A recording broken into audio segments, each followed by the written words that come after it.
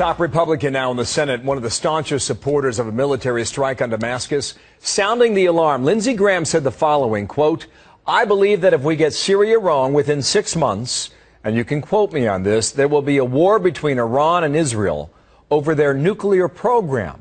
My fear is that it won't come to America on top of a missile. It'll come in the belly of a ship in the Charleston or New York harbor," end quote. Welcome back to The Lead. I'm Jake Tapper. Now it's time for our buried lead. Those are stories we think are not getting as much attention as they should.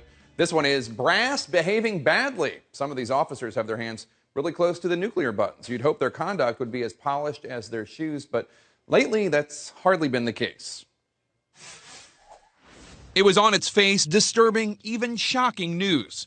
2 military officials in charge of the nation's nuclear arsenal sacked within days of each other.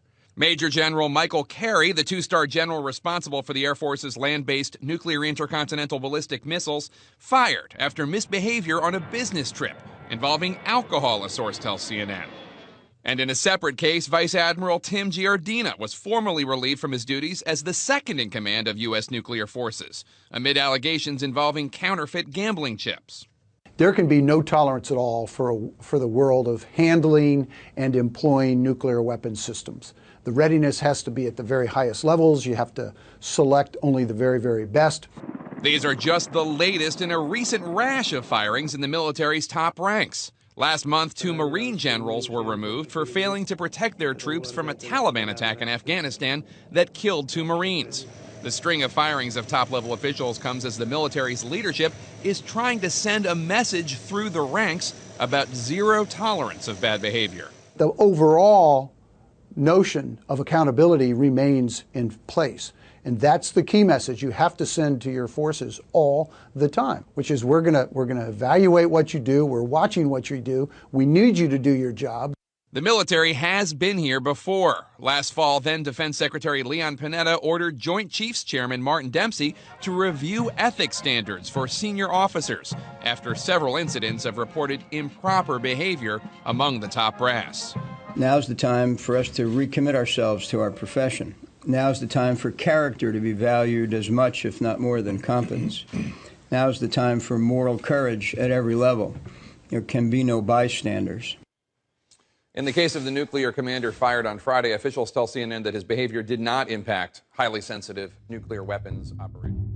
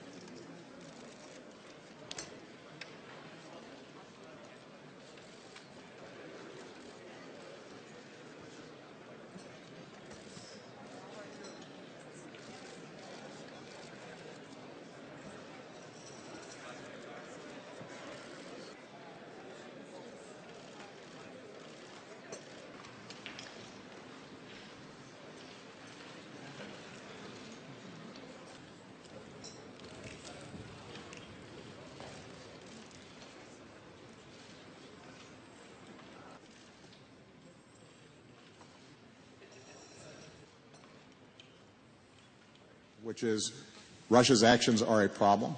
They don't pose the #1 national security threat to the United States.